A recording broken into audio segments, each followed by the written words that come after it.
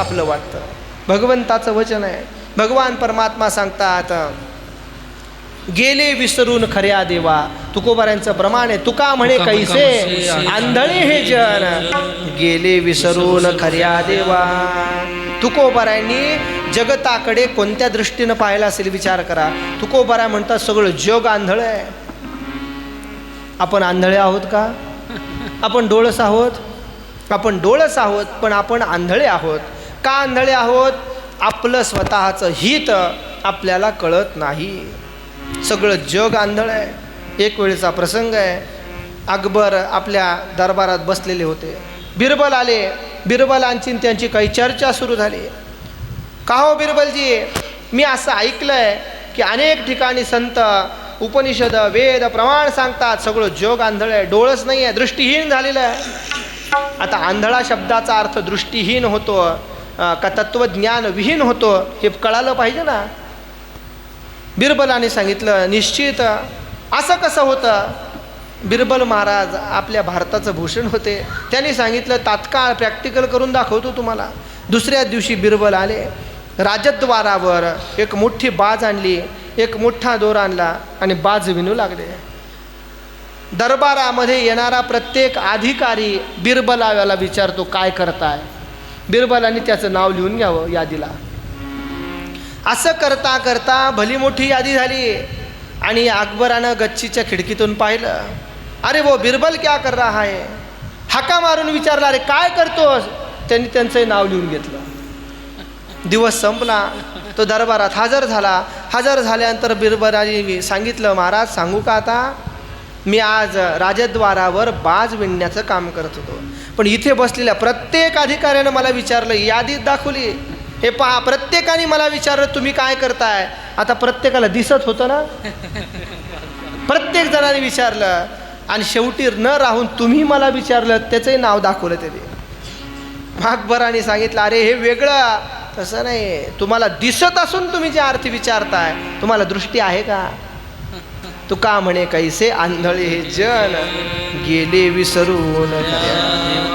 आपली गत अशी आहे, कळतं पण वळत नाही आपल्याला. माहिती सगळं आहे. भगवान परमात्मा सांगतात प्रतीतीला येत नाही. का प्रतीतीला येत नाही?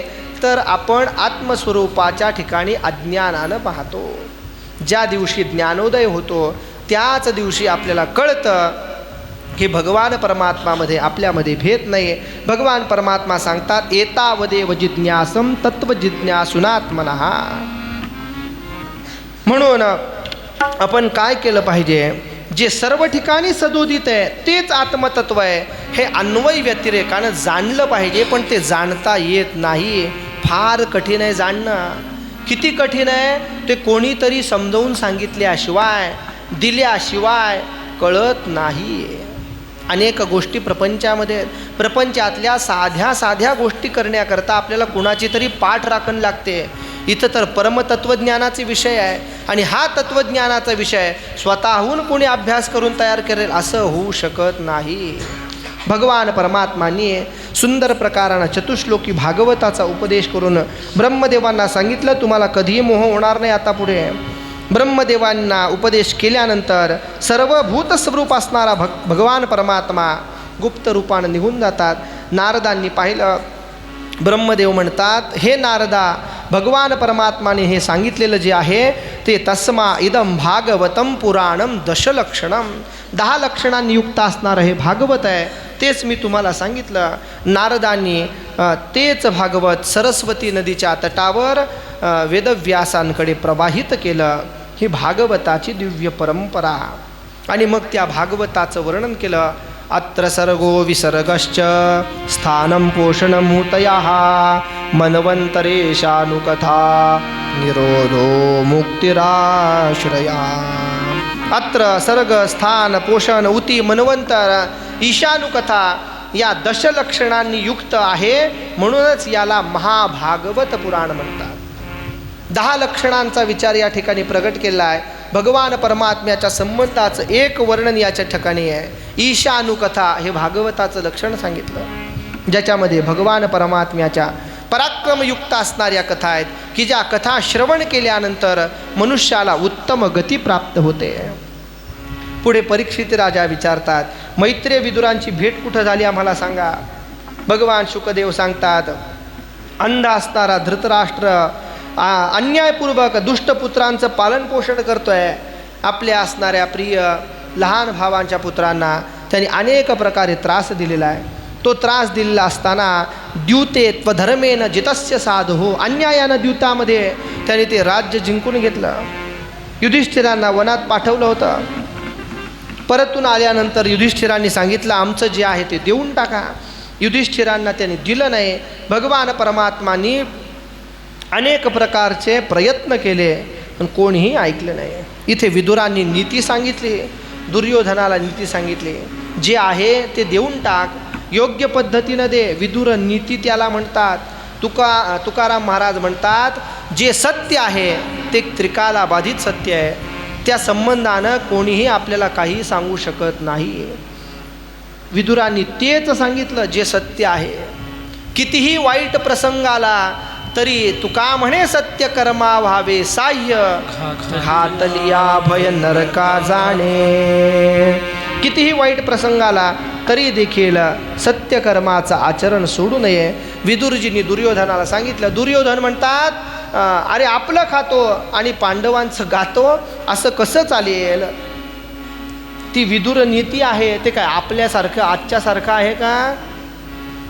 प्रचार एकाचा करायचा आणि निवडणूक निर्णय झाला की जो निवडून आला त्याच्या गाडीत बसून फिरायचं.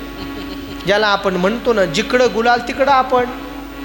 असं नाही. जे सत्य आहे, जे स्पष्ट आहे, जे न्यायनीती विहित आहे तिकडंच राहावं. विदुरांनी स्पष्ट नीती सांगितली पण मात्र दुर्योधनाला राग आला. दुर्योधनाने सांगितलं, यांना हाकलून द्या. हाकलवून द्या म्हटल्यानंतर विदुरजी म्हणतात, तुम्ही कोण मला हाकलवणार आहे, मी स्वतः इथून निघून जातो. आणि शुकदेवाने स्पष्ट शब्दामध्ये सांगितलं, काल आपण याचा विचार केला होता, स निर्गतः कौरव पुण्य लब्धो. विदुरांच्या जाण्यानं त्या ठिकाणी होतं नव्हतं तेवढं पुण्य संपलं. पुण्य संपल्यानंतर विदुरजी निघाल्यानंतर कुठं जातात तर संपूर्ण भारतवर्षाची यात्रा करतात. यात्रा करणं, साधुसंतांची यात्रा समस्त जगताला पवित्र करणारी आहे. गंगा मातेला जो निर्माण होणारा दोष आहे त्या दोषाची निवृत्ती या साधुसंतांच्या चरण रजस्पर्शानं होते. गंगेहुनी थोर साधू शुचिष्मंत, गंगा शुद्ध होत त्यांच्या संगे. नाथ महाराज सांगतात, ती विदुरजी तीर्थयात्रा करतायत. यात्रा करत असताना आपण परवालाही बोललो, कालही बोललो, कोणत्याही क्षेत्राला गेल्यानंतर तीर्थविधी जाणला पाहिजे. त्या तीर्थाचा विधी जाणून आचरण करणं हे आपलं कर्तव्य आहे. केवळ पर्यटन क्षेत्र म्हणून तीर्थाला जाण्यात नाही. आपल्या सश्रद्ध आस्तिक हिंदू आणि बांधवांना जगद्गुरु तुकोबाराने उपदेश केला, जव हे सगळं सिद्ध आहे, हे सगळं चांगलं आहे, धनसंपत्ती आहे, शरीर चांगलं आहे, ताबडतोब घरातून बाहेर पडा आणि तीर्थयात्रेला चला. का तीर्थयात्रेला चला तर हे तीर्थ आपलं आराध्य आहे. म्हणून प्रतिवर्षी एक यात्रा करा. सगळ्याच यात्रा एकदम होणार नाही पण एक एक यात्रा करा, प्रतिवर्षी करा. 12 ज्योतिर्लिंग आहेत, बघितले पाहिजेत आपण. म्हातारं झाल्यानंतर सगळीकडे फिरता येणं शक्य नाही. एक एक यात्रा करत चला. मग त्या तीर्थस्नानांमध्ये गेल्यानंतर त्या क्षेत्राचा महिमा जाणा. आता जसं आपण पंढरपूरला नेहमी येता, पंढरपूरची वारी करता, पंढरीमध्ये काही दिवस राहतो. राहिल्यानंतर काही जण कडक उपवास करतात, काही जण एकभुक्त राहतात, काही जण फक्त एकच पदार्थ खाऊन राहतात. न साहे तीर्थी केला उपवास. पंढरी महात्म्यामध्ये सांगितलं, पंढरपुरामध्ये उपोषण करून राहणं हे भगवंताला मान्य नाही. हा तीर्थविधी आहे. मग भगवंताला काय मान्य आहे? चंद्रभागे स्नान विधी तो हरिकथा. हा विधी परमात्माने आपल्याकरता सांगितला. म्हणून पंढरीचं महात्म्य आहे चंद्रभागेचं स्नान आणि कथा श्रवण करणं. पंढरपूरला वारीला गेल्यानंतर फक्त चंद्रभागेत स्नान करायचं, लांबूनच कळस दर्शन करायचं आणि परत यायचं, फळ मिळणार नाही. एक तरी कीर्तन ऐका, कुठंतरी कीर्तन ऐका, कथा ऐका आणि मग परत या, यात्रेचं फल मिळेल. आणि काही लोक एसटीतून उतरतात, चंद्रभागेमध्ये पाय बुडवतात, स्नानही करत नाहीत आणि महाद्वार घाटातून वर पाहतात, देवाचा कळस पाहिला की फोन करतात, स्वयंपाक झाला का. लग्गे तातडीनं घरी येतात. आपण लांब आहोत म्हणून जरा बरं आहे. पंचक्रोशीतल्या लोकांना विचारा तुम्ही, रोज पंढरपूरला येणारे लोक आहेत, देवाच्या दर्शनात सगळेच जातात का? देवाच्याकडे जातात का? नाही जात. तीर्थाची अपेक्षा आहे. तीर्थविधी जाणून त्या तीर्थाचं महात्म्य श्रवण करून त्या तीर्थानुसार आचरण केलं पाहिजे. विदुरजी महाराज आचरण करतायत. आचरण करताना केवळ आणि केवळ भगवंताचं दर्शन करावं हा विचार करून ते निघाल्यानंतर सर्व तीर्थयात्रा केल्या. सौराष्ट्र, संवीर, मत्स्य, कुरुजांगल असं करता करता यमुना तटावर पोहोचले. तत्रोद्धवम भागवतम ददर्श. महाभागवत असणाऱ्या परमभक्त उद्धवजींचं दर्शन त्यांना झालं. स वासुदेवानुचरम प्रशांतम. भगवंताचे अति विख्यात सेवक, शांत स्वभावाचे, बृहस्पतींचे शिष्य आहेत. विदुरांनी काही प्रश्न केले. भगवान परमात्मा कसे आहेत? सुखानं निवास करतायत का? हे उद्धवा सांगा ना आम्हाला. उद्धवांनी भगवत संबंधानं काही प्रश्न विचारले. विदुरांनी विचारले. उद्धवांना भगवंताचं स्मरण झालं. एखाद्या महात्म्याला इष्टदेवतेचं स्मरण केल्याबरोबर नेत्रातून अश्रुधारा वाहतात, सहज अश्रुधारा वाहतात. कारण भगवान परमात्मा त्यांना प्राणप्रिय असतो. उद्धवांना बोलता नाही आलं क्षणभर. कंठ अवरुद्ध झाला. रोमांच जीवन आनंदाश्रू नेत्री. अष्टांग हे गात्री प्रेम तुझे. नयनम गलदश्रुधारया वदनम गदगदया रुद्धया गिरा. भक्त महात्म्याची ही अवस्था आहे. रोमांच उभे राहिले. थांबवून भगवंताची आठवण करून उद्धवजी बोलतात. स कथम सेवया तस्य कालेन जन संगता. व्याकुळ झाले, बोलू लागले. काय सांगावं? उद्धवजी सांगतात, भगवान परमात्मा स्वधाम गमनाला गेल्यानंतर काही खरं नाही. भगवान परमात्माने मलाही एकट्याला टाकून दिलं. काय सांगू तुम्हाला, ऐका ना. मी लहानपणापासून परमात्म्याच्या सोबत आहे, पण तरी देखील भगवान परमात्म्यानं सुंदर उपाययोजना केली आणि भगवान परमात्मा जात असताना मी भगवान परमात्म्याच्या पाठी गेलो. भगवान परमात्म्यानं सुंदर उद्धव गीता 11 स्कंदामध्ये सांगितली. तिथंही उद्धवानी सगळं ऐकून घेतलं. सगळं ऐकून घेतल्यानंतर देवाला सांगितलं, देवा हे ऐकलं जरी असलं तरी तुझ्याविषयी जे निर्माण झालेलं प्रेम आहे ते सुटू शकत नाही. वास्तविक पाहता उद्धव ज्ञानी भक्त आहेत, पण भगवान परमात्माने त्यांना सगुण भक्तीचा उपदेश केला. तो कथा प्रसंग 11 स्कंदामध्ये आहे. 10 स्कंदामध्ये उद्धवांचं चरित्र आहे. भगवान परमात्माचं स्मरण करून सांगितलं की भगवान परमात्मा निजधामाला गेलेले आहेत. तिथून पुढे मी निघाल्यानंतर भगवंतांनी सांगितलं, काळजी करू नका, तुम्हाला शेवटी विदुरजी भेटतील आणि त्या विदुरांना तुम्ही मैत्रेय ऋषींकडे पाठवा. विदुरांना भगवंताचं स्मरण झालं. ते म्हणतात, भगवान परमात्मांनी माझ्याकरता निरोप दिलाय. आनंद वाटल्यानंतर विदुरजी मैत्रेय ऋषींकडे निघाले. गेल्यानंतर साष्टांग नमस्कार केला. कोण्याही साधू संतांकडे गेल्यानंतर सहज नमस्काराची क्रिया घडली पाहिजे. विद्या विनयन संपन्न. अविद्या विनयानं शोभा देत असते. त्या साधू पुरुषाला मान अपमान याचा संबंध नसतो, पण आपल्या कल्याणाकरता आपण त्यांच्या चरणाला स्पर्श करणं हे आपलं आद्य कर्तव्य आहे. तुकोबारायांचा तर प्रसिद्ध अभंग आहे महाराज. श्री संताची ये माथा चरणावर.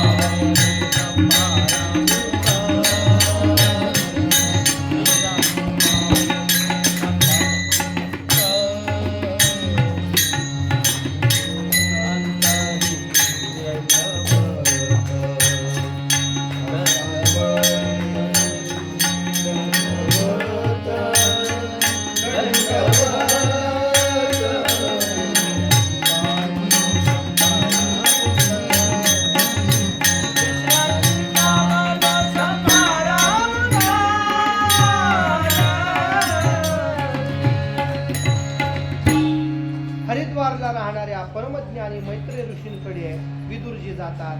भगवत भक्तीनं अंतःकरण शुद्ध झालेले विदुर गेले, नमस्कार केला. विदुरांनी प्रश्न विचारला, साष्टांग नमस्कार करावा.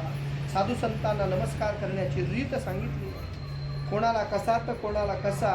काही नमस्कार अंतःकरणपूर्वक असतात तर काही नमस्कार उपेक्षेचे असतात. जसा गोस्वामीजींनी वर्णन करून सांगितलं, दुर्जनम प्रथमम वंदे सज्जनम तदनंतरम. काही चांगलं काम करण्याकरता चाललो आहे तर काही विदूषक मंडळी आपल्याला जर वाटत आहे की हे आडवे येतील तर त्यांना उपेक्षेचा नमस्कार कर. हात जोडतो बाबा, आपण मध्ये येऊ नको. हात जोडतो पण विक्षेप निर्माण करू नको. हात जोडतो इथून निघून जा, हे उपेक्षेचे नमस्कार आहे. काही देखल्या देवा दंडवत आहेत, ज्यांची आपल्याला अपेक्षा नसते असे काही लोक येतात. आल्यानंतर नाईलाजानं त्यांच्याशी बोलावं लागतं, मग त्यांना आपल्याला हात जोडावे लागतात नाईलाजानं. आणि काही असे साधू संत असतात की जे करुणावंत होऊन वेळ काढतात आणि इथं येतात. मग अशांना जो नमस्कार करायचा आहे, साष्टांग हे करी, साष्टांग नमस्कार करावा. नाही साष्टांग करतायत, मनोमन साष्टांग नमस्कार करावा. गर्दी आहे, गर्दीमध्ये साष्टांग नमस्कार करताना अडचणी आहेत. आपण खाली वाकलून कोणी आपल्या अंगावर पडलं तर अशा वेळेला मनोमन साष्टांग नमस्कार करावा. समयोचित कार्य करावं, समयोजाना. नाहीतर गर्दी आहे खूप अलोट आणि त्या संतांचे पाय पकडायचे आणि संत तोंडावर पडायचे. काही लोक करतात नमस्कार असा आवर्जून, अट्टहास करू नये, सावधान राहावं.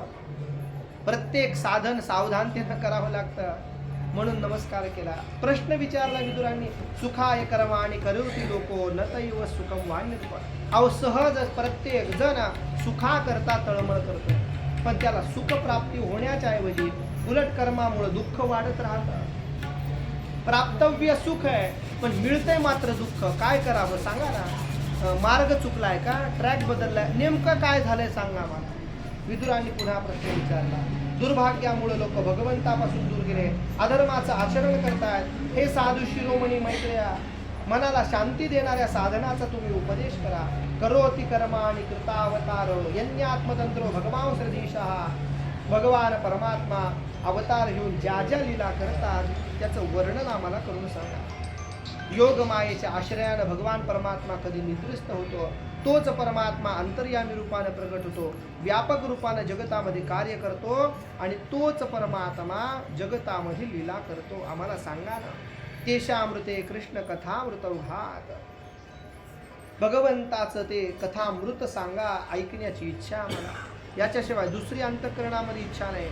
ज्या वेळेला सा श्रद्धधानस्य विविर्धमाना, भगवत कथेची गोडी निर्माण होते ना, त्यावेळेला दुसरं काही करावं वाटत नाही. पण मात्र प्रेम निर्माण झालं पाहिजे. आपल्या आवडीचं असलं की आपण कितीही दमलो भागलेलो असलो तरी आपण ते कार्य करतोच. तसं भगवंताच्या कथेची गोडी निर्माण झाली पाहिजे. एकदा का गोडी निर्माण झाली की कोणतेच कारण पुढे येत नाही. यायचं होतं हो, पण हे आले नाही. यायचं होतं, मी निघालोच होतो, पण घरी कोणीतरी आलं. यायचं होतं, अहो किती कारण सांगतात. तिथे यमाच्या दरबारात कारण सांगता येतात का आपल्याला. माझ्या ऐवजी कोणाला तरी घेऊन जा. बदली चालते का. नाही चालत. मग परमार्थ परमतत्वज्ञान या ठिकाणी दुसऱ्याला चालत नाही, आपणच करावं लागतं. आपुली आपण संसार स्वतःहून करावं लागतं. विदुरांनी प्रश्न विचारला. मैत्रेय म्हणतात योग्य प्रश्न विचारला, जगत कल्याणाचा प्रश्न विचारला. तुमचं काय वर्णन करावं. विदुरांचं वर्णन करून सांगितलं. मांडव्य शापात भगवान प्रजा संयमनो यमः. तुम्ही साक्षात भगवान यम आहात. केवळ मांडव्य ऋषीच्या शापामुळेच तुम्ही या दासीपुत्र म्हणून जन्माला आला. कथाप्रसंग आपल्या सगळ्यांना ज्ञात आहे, स्मरण करून जातो. मांडव्य ऋषींना शूळावर देण्यात आलं. शूळावर देण्यात आल्यानंतर मांडव्य ऋषी गेले यमराजाकडे. अहम दंडधरो कालहा. यमराज दंड देणारे आहेत, शासनकर्ते आहेत, शासक आहेत. मांडव्य ऋषी गेले, यमाला विचारलं. वैकुंठवासी वारकरी संप्रदायाचे भीष्म पितामह म्हणून ज्यांचा आपण गौरव करतो ते आदरणीय वक्ते बाबा म्हणायचे, विदुरजी गेले, मांडव्य गेले आणि हे यम्या म्हणून हाका मारला. बाबांची भाषा मोठी गोड होती. आपल्याला ते म्हणायचा अधिकार नाही, पण बाबा म्हणायचे. यमाला बोलवलं, अरे माझा दोष तो काय सांग, मला शुळावर देण्यात आलं. यमाने डायरी काढली, सांगितलं महाराज तुम्ही लहानपणी एका जीवाला काटा टोचला होता आणि म्हणून तुम्हाला शुळावर देण्यात येत आहे. केले कर्म झाले तेची भोग आले. अहो तुम्ही जे कर्म करणार तेच तुम्हाला भोग रूपानं येणार. पूर्वीच्या युगांमध्ये ते कर्म भोगण्याकरता दुसरा जन्म घ्यावा लागत होता, पण कलियुगामध्ये मात्र याच जन्मात सगळं भोगायचं आपल्याला. मांडव यांनी सांगितलं, अरे मी लहान होतो, मला ज्ञान नव्हतं. यमराजांनी सांगितलं, महाराज नो एक्सक्यूज, मी काही करू शकत नाही. तिथेच मांडव्यांनी शाप देऊन टाकला. यमाने सांगितलं, हे या तीनही रूपात मला नको जन्म. मांडव्यांनी सांगितलं, तेच 3 जन्म तुला घ्यावे लागतील. त्यातला असणारा विदुरांचा हा दासीपुत्र जन्म.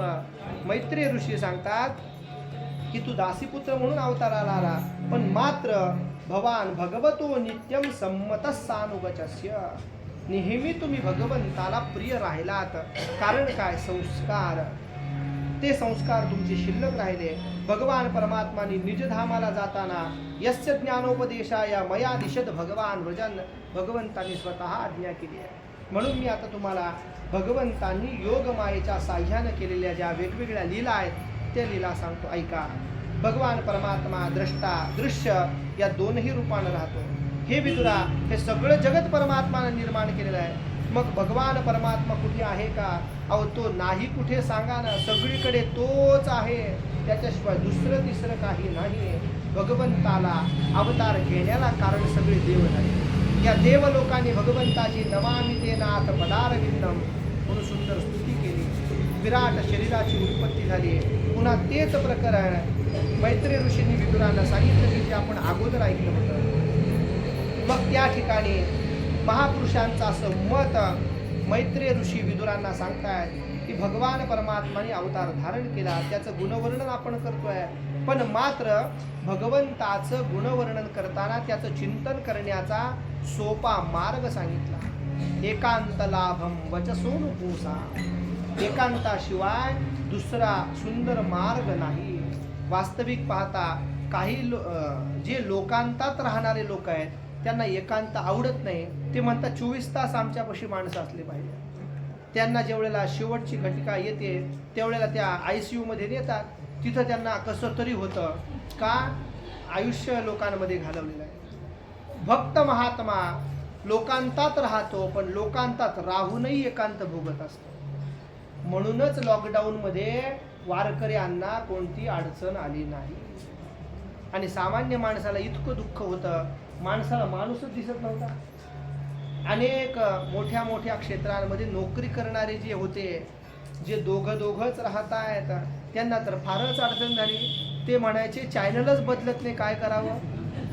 सारखे दोघांचेच तोंडे एकमेकांसमोर. काहींचं पुन्हा जमलं आणि काहींचं तुटलं. लॉकडाऊनमध्ये अजिबात माणसं दिसायला तयार नव्हते. एकांत होता, पण तो एकांत अनेक साधू संतांनी पर्वणी समजला. तुका म्हणे आम्हा एकांताचा वास, ब्रह्मी ब्रह्मरस सिंधू सदा. तो एकांत ही भगवंताची दिव्य अनुभूती देऊन गेला ना. आणि काही साधू लोकांतामध्ये राहतात, पण निरंतर एकांतामध्ये त्यांचं वास्तव्य आहे. जगत काय करतंय, जगताशी त्यांचा काही संबंध नाही. देहीच विदेही भोगू दशा या आत्मस्थितीमध्ये ते रममाण आहेत. पण मात्र भक्त महात्मा एकांत प्रिय आहे. म्हणून हे विदुरा, आम्हीच काय, अगदी ब्रह्मदेवानीही 1000 वर्ष पर्यंत तप करून भगवंताला जाणलेलं आहे. अतो भगवतो माया माई नामपी मोहिनी. भगवंताची माया जगाला मोहित करणारी आहे, पण यत स्वयंचा आत्मा वर्तमात्मा न वेद किमुतापने. भगवंतालाही मायेचा पत्ता लागला नाही. तिथं बाकीच्यांची काय अवस्था आहे. वाणी मन जिथं जाऊन परत येतं, जिथे भगवंताचं स्वरूप प्रगट होत नाही, अशा त्या देवास्तस्मै भगवते नमः, त्या भगवंताला आम्ही नमस्कार करतो. विदुरांनी पुन्हा काही प्रश्न विचारले. महाराज भगवंताचा संबंध आहे का नाही सांगा ना आम्हाला, कारण हे सगळं देवाने निर्माण केलं असं तुम्ही म्हणता. विदुरांनी विचारल्यानंतर मैत्रेय ऋषी म्हणतात, बाबा असं नसतं. काय असतं, भगवान परमात्माने जरी हे निर्माण केलं असलं तरी देखील भगवंताचा काडी संबंध नाही. याच्याकरता उदाहरण देऊन सांगितलं. यथा जले चंद्रमसः कंपादिस्तत्कृतो गुणः दृश्यते सन्नपि द्रष्टु आत्मनो नात्मनो गुणः. ज्याप्रमाणे पाण्यावर उठणारे तरंग चंद्राच्या प्रतिबिंबावर न उमटताही दिसतात, भासतात आपल्याला प्रत्यक्ष रूपानं, ज्याप्रमाणे आकाशात चंद्र आहे त्या चंद्रावर हे प्रतिबिंब आपल्याला दिसतं, तसं देहाभिमानी जो जीव आहे त्या जीवालाच देहाच्या मिथ्या धर्माची प्रचिती येते. उदाहरण देऊन सांगितलं. खाली पाणी आहे, पाण्यावर तरंग निर्माण झाले, तेच तरंग आपल्याला कुठं दिसतात? चंद्रावर पडलेले दिसतात. वास्तविक चंद्रावर ते पडलेले आहेत का? नाही. तशीच आपली अवस्था आहे. आपल्याला ते सगळं भासतं. का भासतं? देहाभिमान, देहाचा मिथ्या अभिमान आपण बाळगतो म्हणून आपल्याला ते भासतं, अन्यथा असं काही नाही. असे अनेक उदाहरणं देऊन सांगितलं की भगवंताचा त्याच्याशी संबंध, जगताशी संबंध राहतो. निर्माण त्याने केलं पण त्याचा संबंध राहत नाही. म्हणून विद्वान जे आहेत ते काय करतात? जीवाच्या ठिकाणी जाणवणारे जे क्लेश आहेत ते क्लेश मिथ्यान आधाररहित आहेत. याचं कारणही आपल्याला सांगितलं पहा. कारण मायेशिवाय दुसरं कोणतंच कारण नाही. माया ही उपाधी आहे. त्या मायेच्या संबंध आहेत पहा. एक तर अज्ञान असावं किंवा ज्ञान असावं, पण ते ज्ञान कसं असावं? परिपूर्ण ज्ञान असावं. नुसतं ज्ञान दाखवण्याकरता नाही आहे. तुकोबारायांचा एक प्रसिद्ध अभंग आहे. मी एक जाणता ऐसे वाटत असे चित्ता. वाटतं आपल्याला सगळं, माझ्यासारखं शहाणं जगात कोणी नाही, पण त्याच्यासारखं मूर्ख जगात कोणी नसतं. काही लोकांना असं वाटत असतं प्रत्येक गोष्टीचं मला ज्ञान आहे, पण ते ज्ञान नाही, अज्ञान असतं. जो खरा ज्ञानी महात्मा आहे तो मला ज्ञान झालं असं म्हणतच नाही ना, तिथं मी शिल्लकच राहत नाही. म्हणून दोघा जणांचीच वृद्धी या ठिकाणी श्रेष्ठ सांगितली. दोघं जण या ठिकाणी सुखी आहेत. एक तर अज्ञान असावं, नाही तर स्पष्ट ज्ञान असावं. अर्थाभावं विनिश्चित्य प्रतितस्यापि नात्मनः. मैत्रेय ऋषी सांगतात की भगवंताच्या कृपेमुळं माझा निश्चय झाला आणि जे अनात्म पदार्थ आहेत ते खरे पाहता नाहीच, पण आहेत असं वाटतं. पण मात्र भगवंताची ही वाटणारी जी माया आहे ती माया चरणसेवेच्या प्रभावानं नाहीशी होते आणि शुद्ध ज्ञान प्रगट होतं. जे नाही ते अनुभवाला येतं. ही केवळ भगवंताची माया आहे. म्हणून या ठिकाणी विदुरांना स्पष्ट रूपानं सांगितलं की भगवंताचा संबंध तिथं राहत नाही. अनेक वेगवेगळे प्रश्न विदुरांनी मैत्र्यांना विचारले. ब्रह्मदेवाची उत्पत्ती विचारली. भगवान परमात्मांना विराट पुरुषापासून ब्रह्मदेव भगवंताच्या नाभिकमलापासून प्रगट झाले. प्रगट झाल्यानंतर नाभिकमलापासून भगवान ब्रह्मदेव प्रगट झाले. ब्रह्मदेवाला कळेना आपण कोण आहोत. इकडे पाहिलं, तिकडे पाहिलं, वर पाहतात, खाली पाहतात, सगळीकडे पाहिलं, त्यांना कळेना. त्या कमलकोशाच्या शेवटच्या ठिकाणापर्यंत गेले तरी त्यांना कळालं नाही. कळालं नाही म्हटल्यानंतर ब्रह्मदेवांनी भगवंताला जाणण्याचा पराक्रम केला. देव कळाले नाहीत.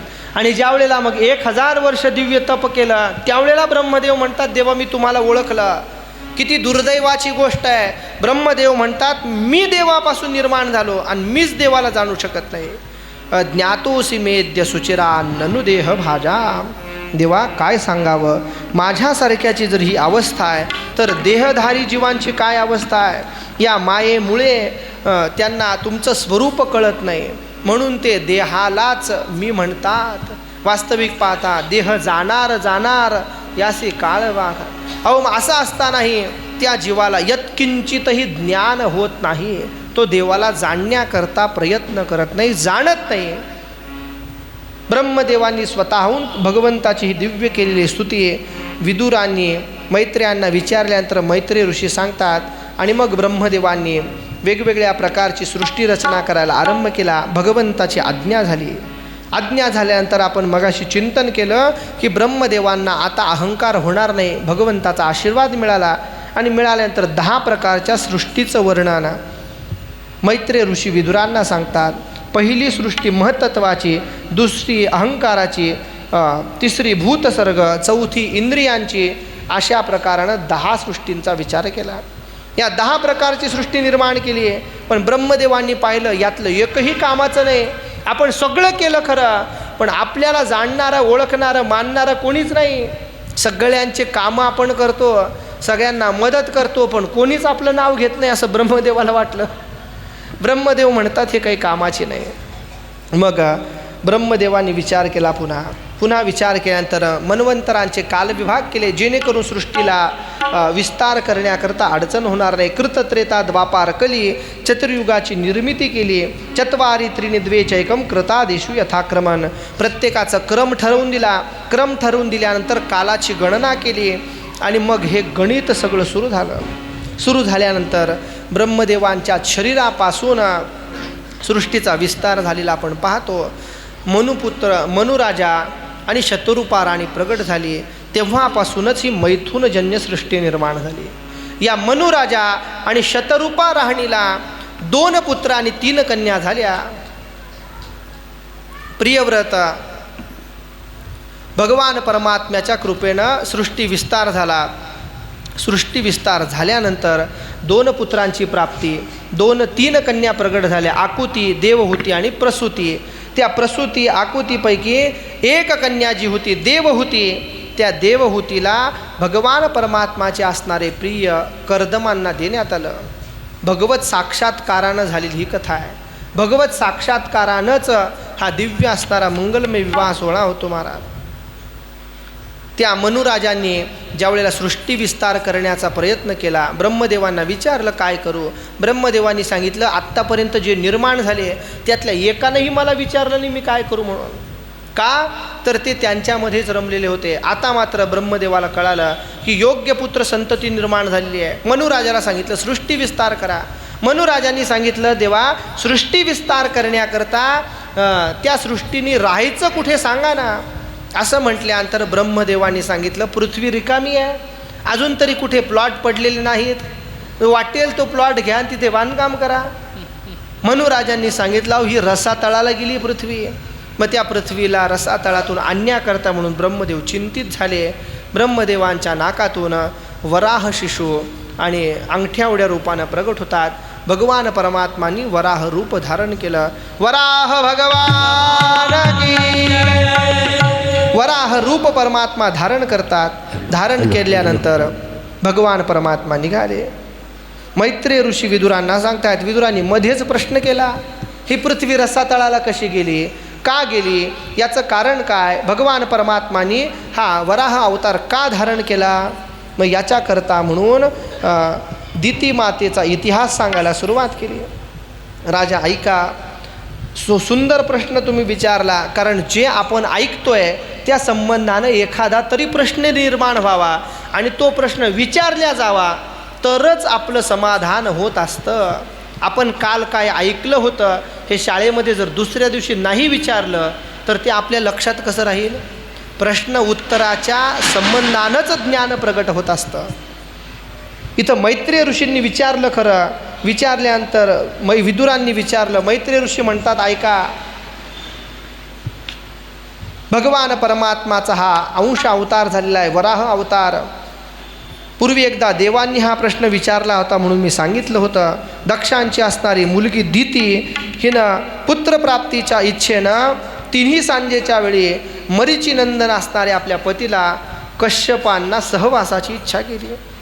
दितीनं सांगितलं महाराज माझी इच्छा पूर्ण करा. येषाम माम त्वत्कृते विद्वान कामः आत्तशरासनः. माझ्या पुत्रवती असणाऱ्या सवतींचं मुख पाहिलं आणि मला मात्र ईर्ष्या निर्माण होते. मला असं वाटतं की स्त्रीचं परमधर्म जो आहे त्याची प्राप्ती मला व्हावी. कश्यपानी सांगितलं तुझं म्हणणं खरं आहे, बरोबर आहे, पण एषा घोरतमा वेला घोराणाम घोर दर्शना. ही संध्याकाळची वेळ आहे, सायंकाळची वेळ आहे. संध्याकाळच्या वेळेला असं कृत्य करू नये. मग काय करावं. शुभं करोति कल्याणम आरोग्यम धनसंपदा शत्रुबुद्धी विनाशाय दीपज्योती नमो. घरामध्ये अंधार असेल तर दिवा लावावा, लाईट लावावा. घरामध्ये कोणी अतिथी आला असेल तर त्याचा त्यावेळेला सन्मान करावा. घरातून कोणी बाहेर गेलेला असेल तर त्यावेळेला घरामध्ये यावं. कोणी झोपलेलं असेल तर त्याला उठवून बसावं. संध्याकाळच्या वेळेचे काही नियम आपल्याकडे सांगितले, ते नियम सहसा पाळावे. का पाळावे तर भगवान भूतनाथ परमात्मा आपल्या गणांसहित फिरत असतात. चरंती यस्याम भूतानी भूतेशानुचराणी च. भगवान परमात्मा आपल्या गणांच्या सहित फिरतात आणि नंदी असतो सोबत, गण असतात सोबत. भगवान परमात्म्याचं ते अद्भुत स्वरूप आहे. जटा कलाप धारण केल्या आहे, सर्वांगाला भस्म लावलेलं आहे. सर्वांना भगवान परमात्मा पाहत असतात. कोण आपलं आहे, कोण परक आहे, कोण आपला आदर सत्कार करतोय, हा विचार करत करत भगवान परमात्मा निघतात. म्हणून अशा वेळेला आपण काही गोष्टी त्याज्य केल्या पाहिजे. पतीनं समजावून सांगितलं तरी देखील दितीनं कश्यपांच्या वस्त्राला हात घातला. जगद्गुरु तुकोबारांनी वर्णन करून सांगितलं ना, फक्त इथे मात्र चित्र उलट आहे. कामाचा अंकित कांते ते प्रार्थित. इथे पतीनं इच्छा केलेली तुकोबाराय सांगतात, पण मात्र प्रत्यक्षात दितीनं इच्छा केली, पत्नीनं इच्छा केली, तिचं मनोरथ पूर्ण केलं. पुन्हा स्नान नित्य नैमित्तिक कर्म करायला आरंभ केला. दितीनं आता सांगितलं, महाराज मला पश्चात्ताप होतो. कर्म करण्यापूर्वी पश्चात्ताप नाही होत, कर्म झाल्यानंतर पश्चात्ताप होतो. आता कश्यपाने सांगितलं, तुझं चित्त मलिन झालेलं होतं, वेळ शुभ नव्हती, हे अमंगल स्त्री आहे. आता मात्र 2 अमंगळ पुत्र तुझ्या ठिकाणी जन्माला येतील. प्रत्येक जीव त्यांच्या अपराधानं त्रस्त होईल, महात्मे क्रुद्ध होतील. दितीनं सांगितलं, अशी इच्छा आहे तुमची तर हरकत नाही, पण मात्र कृपा करा, काहीतरी माझ्या उद्धाराचा मार्ग सांगा. कश्यपांनी सांगितलं, भगवान परमात्मा अवतार घेतील आणि त्यांचा उद्धार करतील. आणि पुढे सांगितलं की तुझा नातू मात्र मोठा भगवत भक्त होईल आणि गास्यंत यद्यशः शुद्धम भगवद यशसा समम. भगवंतासारखा होईल, काळजी करू नको, प्रिय भक्त होईल. आशीर्वाद देऊन टाकला.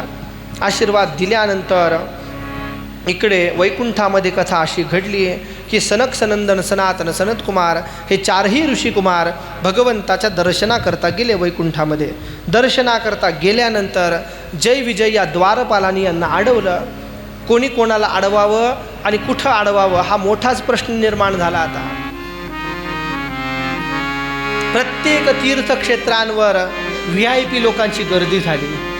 बरं, ती गर्दी झाली तर झाली, त्या लोकांना यात्रा काळाचं, वारी काळाचं भान राहत नाही. दुर्दैव हे आपल्या देवस्थानांचा अनादर आपणच करतोय ना.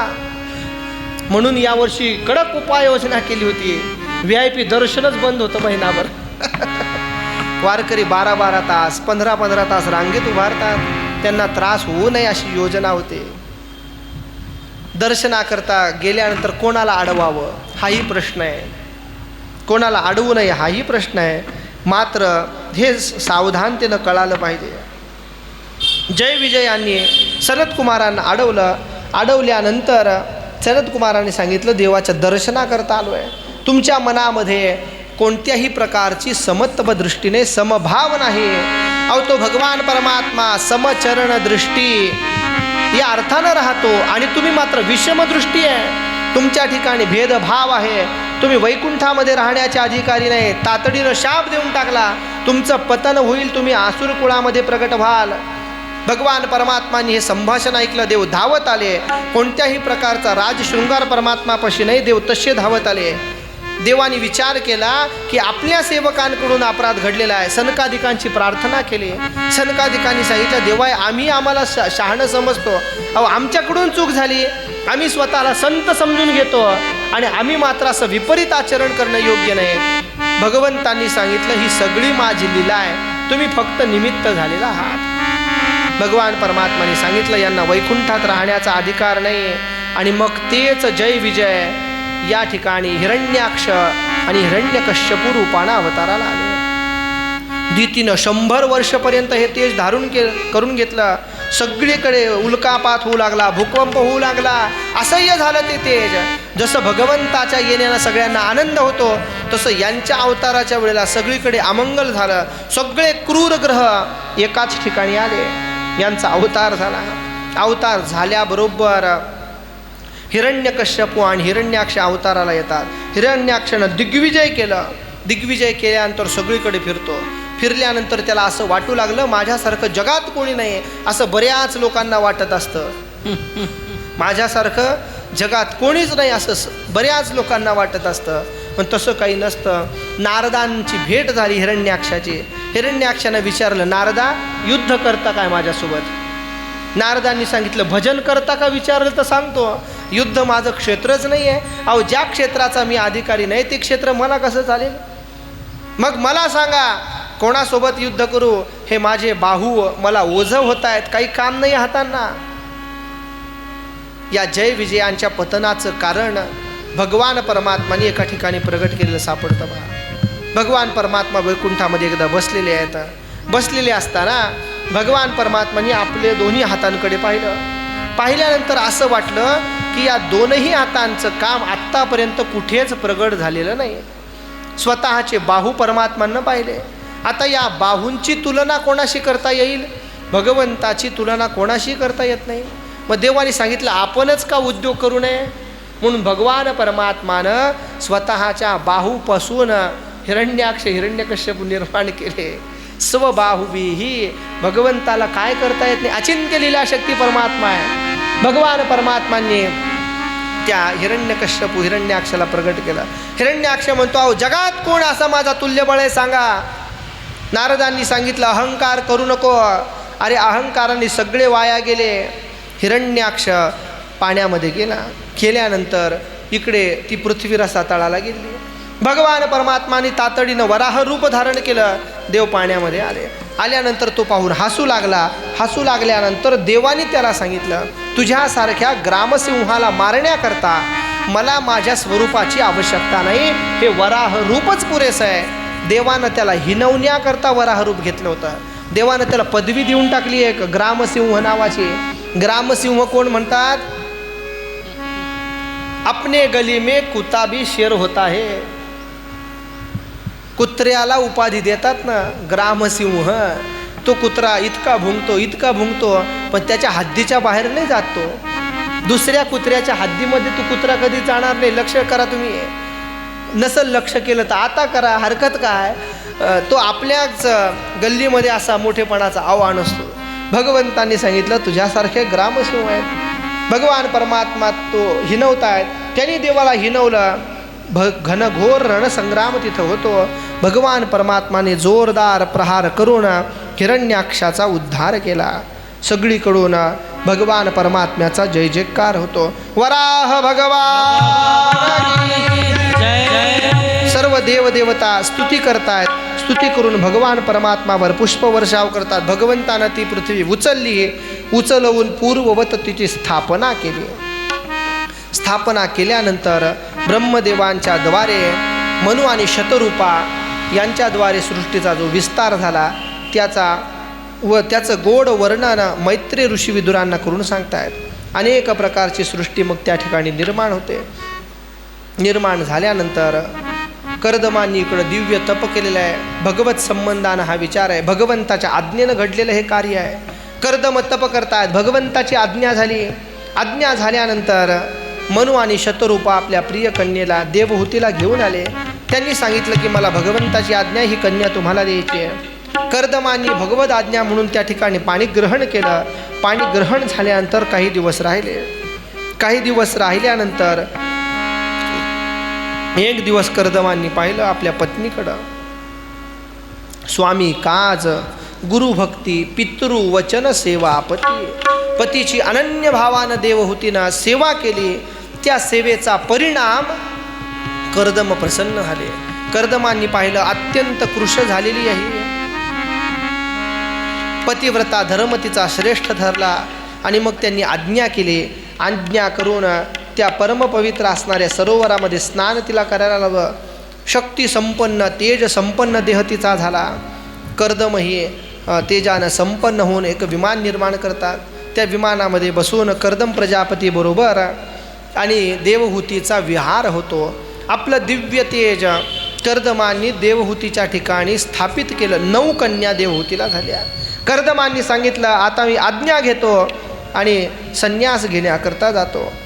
देवहूतीनं सांगितलं महाराज 1 कन्या झाली तर लग्नाची मोठी पंचायत, या 9 कन्यांचा सांभाळ पालनपोषण माझ्याकडून होणार नाही. भगवंताची आज्ञा. ब्रह्मदेवांचं स्मरण झालं की स्वतः भगवान परमात्मा अंशरूपानं आपल्या ठिकाणी अवताराला येणार आहेत हे कळालं. आणि मग भगवान परमात्मा कर्दमांच्या ठिकाणी देवहूती मातेच्या ठिकाणी अंशरूपानं अवताराला येतात. कपिलदेव भगवान की जय. सांख्यशास्त्राचे उद्गाते भगवान परमात्मा अवताराला आले. अवताराला आल्याबरोबर कपिलांनी देवहूती मातेच्या समोर कर्दमांना निरोप दिला. कर्दम महाराज संन्यास घेण्याकरता म्हणून निघून गेले. आणि निघून गेल्यानंतर देवहूती मातेनं आपल्या प्रिय पुत्राला म्हणजेच कपिल देवांना प्रश्न विचारला. देवा निर्विण्णा नितराम भूमन सदिंद्रिय दर्शनात येन संभाव्यमानेन प्रपन्नांधम तमः प्रभो. देवा काय सांगावं, इंद्रियांच्या मागे लागून विषय लालसेनं मी अत्यंत उद्विग्न झाले आणि केवळ घोर अज्ञानंधकारामध्ये पडलेले आहे. देवा आपल्या कृपेनं माझी जन्ममरण परंपरा समाप्त झाली. देवा आपण सर्व जगताचे स्वामी आहात. आता माझ्यावर कृपा करा आणि अनुग्रह करून माझा महामोह नष्ट करा. भगवान परमात्माला शरण जाते माता. तम तवा गताहम शरणम शरण्यम. भगवंताचा बाणा आहे. जोपर्यंत भगवान परमात्म्याची शरणांगती करत नाहीत तोपर्यंत भगवान परमात्मा ज्ञानप्राप्ती करून देत नाहीत. अर्जुन किम कर्तव्यमूढ झालेला आहे. भगवान परमात्माला हात जोडून सांगतो देवा शिष्यस्तेहम शाधिमान त्वाम प्रपन्नम. देवा मी आता शिष्य म्हणून तुला शरण आलेलो आहे.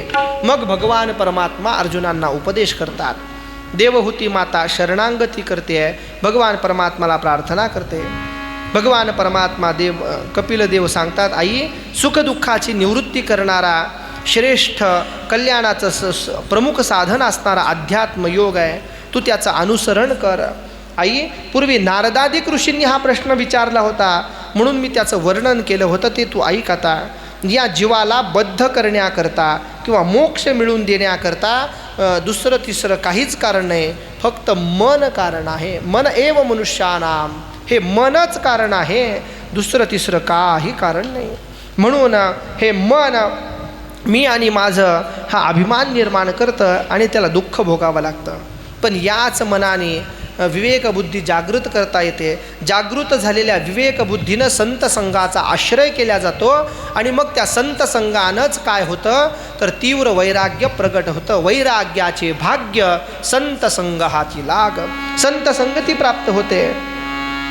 देवहूती मातेनं सांगितलं देवा हरकत नाही संत संघ प्राप्त होईल मग मला ज्ञान होईल. पण त्या संत संघ प्राप्ती करता त्या संतांना ओळखायचं कसं. या कलियुगाचा विचार करता पोटासाठी संत झाले कलित बहु.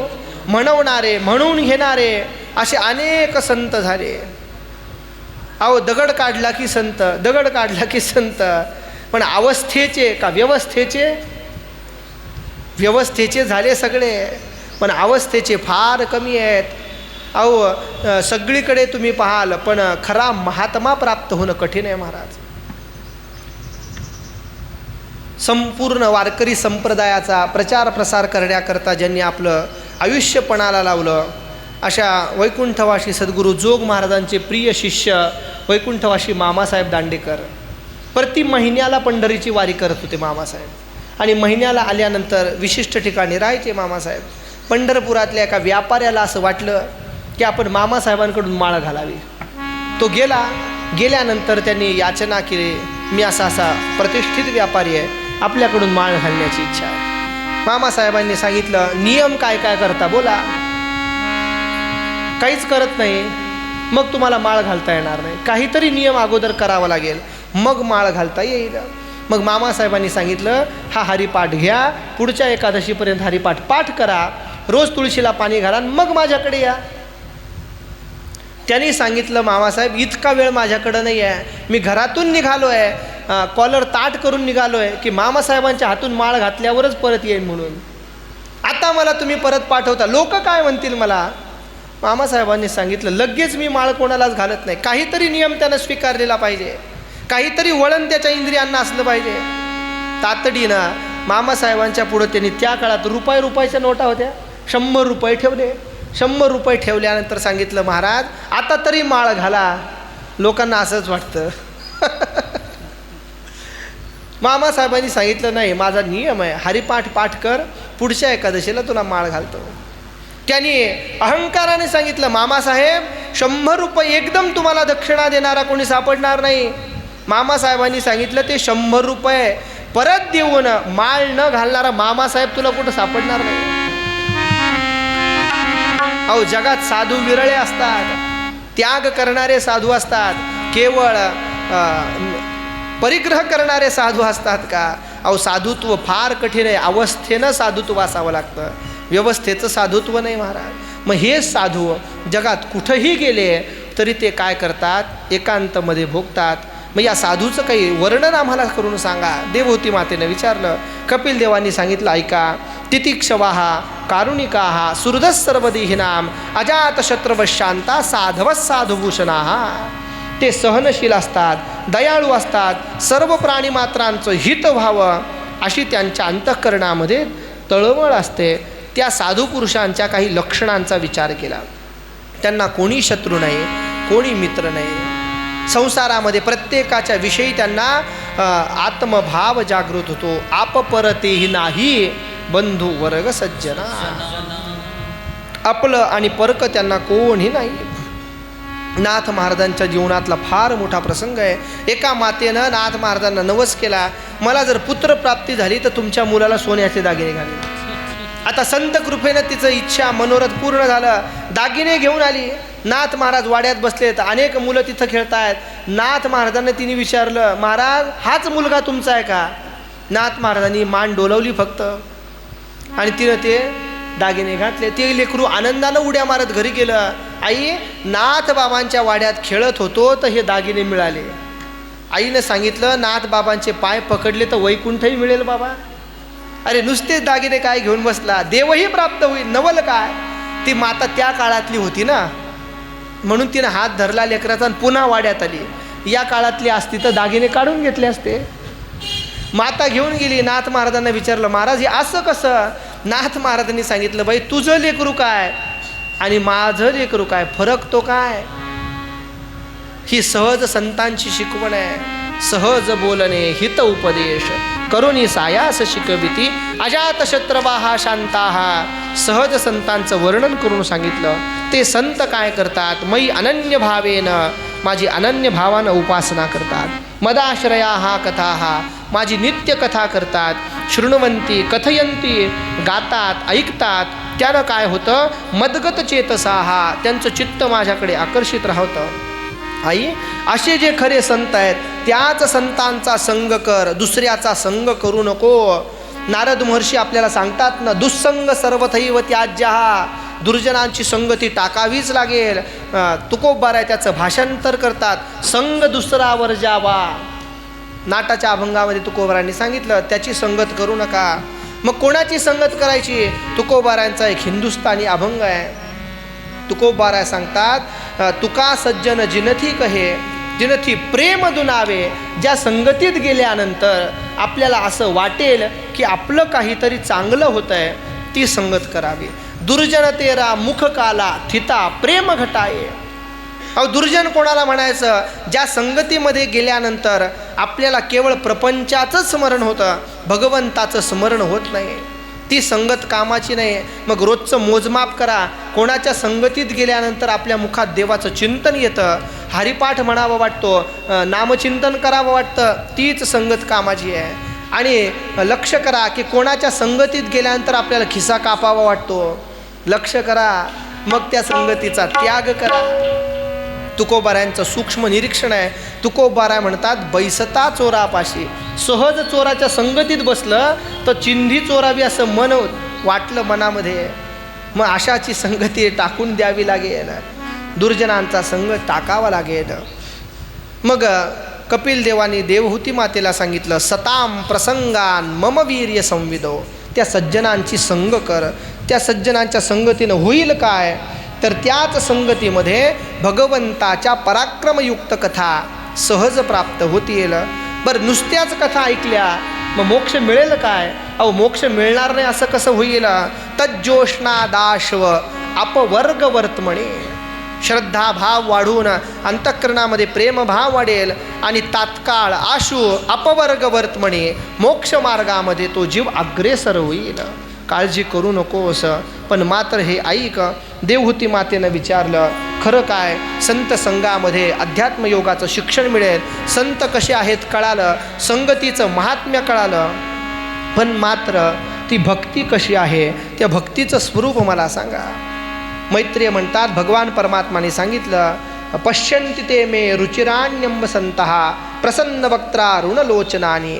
अहो, भगवान परमात्माची भक्ती म्हणजे काय? भक्ती कशी असते, भक्ती करावी कशी? तर भगवान परमात्म्याचं स्मरण करावं, भगवंताचं मुखकमल पाहावं, भगवंताचं चरणकमल त्याचं अनुसरण करावं. ही सोपी भक्ती आहे. भक्ती म्हणजे काय? इकडचं काढायचं आणि इकडं लावायचं, याला भक्ती म्हणतात. तुकोबाराने त्या भक्तीचं वर्णन केलं महाराज. हेची थोर भक्ती आवडती दे, हेची थोर भक्ती आवडती, हेची थोर भक्ती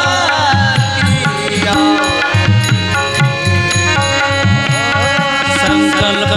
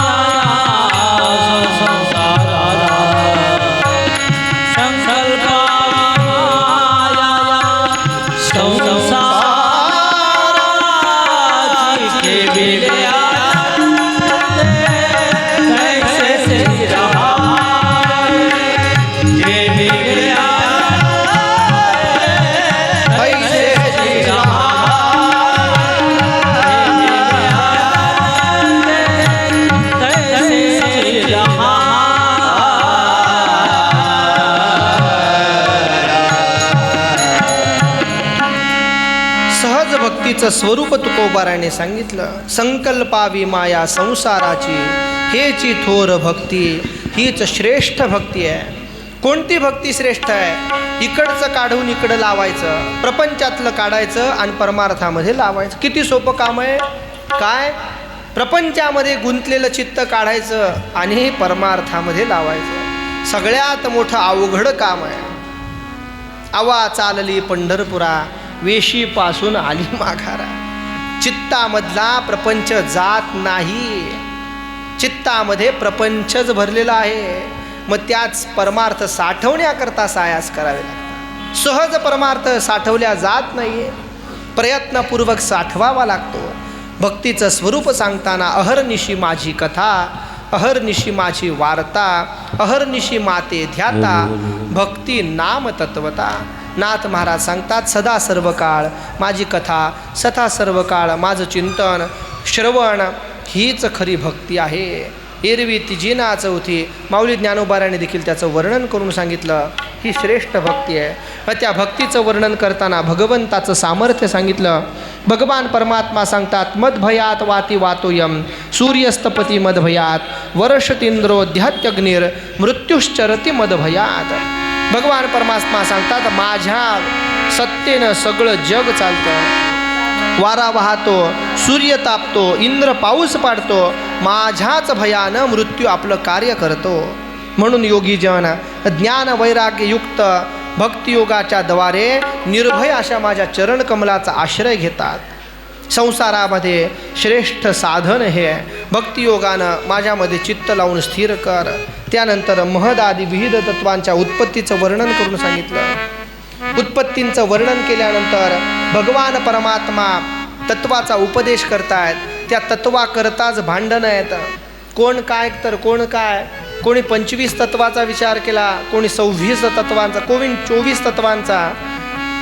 भगवान परमात्मांनी सांगितलं, हे सर्व जे आहे ते माझ्या प्राप्तीकरता सहाय्यकर आहेत.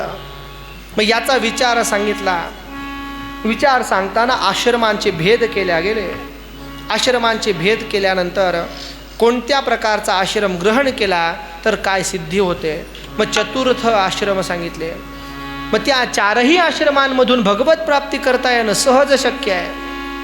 अनेकविध उदाहरणं आपल्या साधुसंतांनी याच्याकरता आपल्याला दिले. भांडण करण्याचं काम नाही. विनाकारण मत पंथ संप्रदायाचा अभिनिवेश धारण करण्याचं कारण नाही. स्वाभिमान असावा पण अहंकार नसावा ना.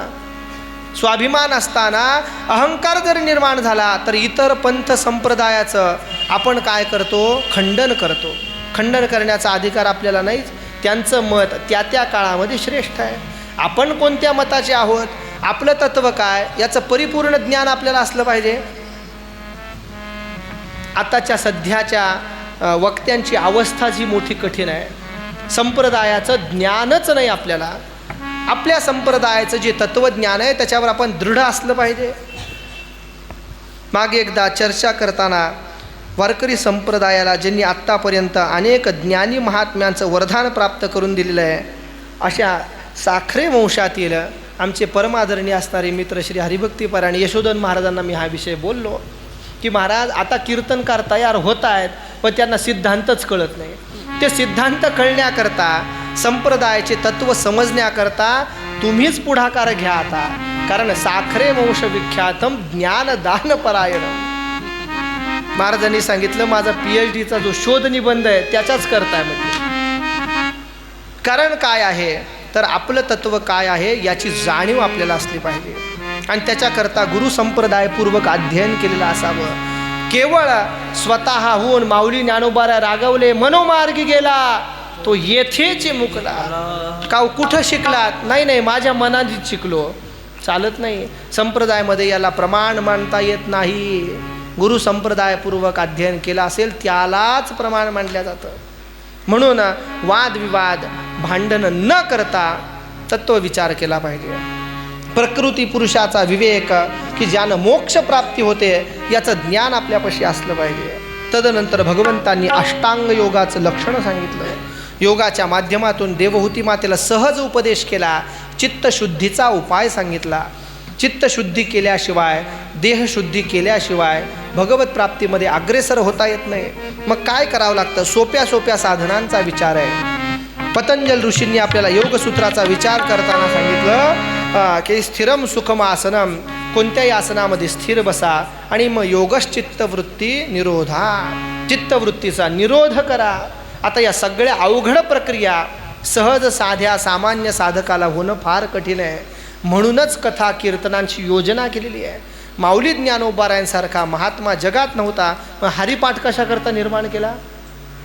जे माऊली ज्ञानोबाराय ज्ञानदेवीचं वर्णन करतात, अनुभवामृताचं वर्णन करतात, चांगदेव पासष्टीचं वर्णन करतात, त्यांनीच हरिपाठ वर्णन केला का नाही? माऊलींनी पाहिलं ज्याचा जसा अधिकार असेल, ज्याला जे पचेल रुचेल ते त्याला दिलं पाहिजे. मग 3ही ग्रंथ वेगवेगळे आहेत. माऊलींनी सांगितलं तुमची पात्रता जे असेल ते तुम्ही करा. नाहीच काही करता आलं तर हरिमुखे म्हणा, हरिमुखे म्हणा, पुण्याची गणना. एवढं तरी करा निदान. मग अष्टांग योगाचं वर्णन करताना भगवंताचा ध्यान विधी सांगितला. भगवंताच्या चरणकमलापासून मुखकमलापर्यंत ध्यान करण्याचा विषय सांगितला. भगवंताच्या आयुधांचा विचार केला. संचिंतयेत भगवतश्चरणारविंदम, भगवंताचं सुंदर चरणापासून ध्यान करावं. त्यानंतर भक्तीचं वर्म सांगितलं, कालाचा महिमा सांगितला. देवहूती मातेनं विचारलं की हे सगळं कळतंय, पण एखादा हे ऐकूनही न कळता असेल, अर्थात देहाच्या संबंधानं मिथ्या अभिमान धारण केलेला आहे, त्याला गती काय प्राप्त होईल. भगवान परमात्माने सांगितलं त्यांनी जसं कर्म केलं असेल तशी गती त्याला प्राप्त होईल. यमदूत येतात, त्याला घेऊन जातात, मग यमयातना त्याला भोगाव्या लागतात. मनुष्य योनीनं प्राप्त झालेल्या जीवानं काय करावं, तर यथायोग्य पद्धतीनं आचरण करावं, शहाणं व्हावं. जगतामध्ये असणारे शहाणे वेगळे आणि संतांना अपेक्षित असणारे शहाणे वेगळे. आपण म्हणतो हा फार शहाणा आहे, हे उपेक्षेचं शहाणपण झालं. एखादा त्यातल्या त्यात बरा असतो, आपणही त्याला म्हणतो हा खरंच शहाणा आहे, पण संतांना तोही शहाणा चालत नाही. मग संतांना अपेक्षित असणारा शहाणा कोण? तुकोबाराने आपल्याला सांगितलं ना महाराज, शहाणा तो धनी घेतो येथे, तुका म्हणे सोपे आहे सर्वाहुनी. हे ज्याला कळतं तोच खरा शहाणा. तुका म्हणे जाणे, तुका म्हणे जाणे, तुका म्हणे जाणे, तुका म्हणे जाणे. ऐसे दुर्लभ ते शहाणे, ऐसे दुर्लभ ते शहाणे.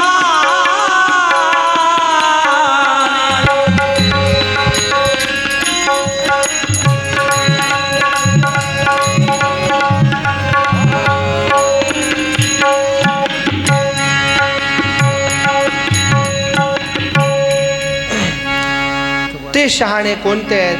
त्या शहाण्याचा विचार संत महात्म्यांनी सांगितला, जीवाला उपदेश केलेला. भगवान परमात्मांनी सांगितलं की जीव म्हणून जन्माला आला आहात तर शहाणपणानं वागा.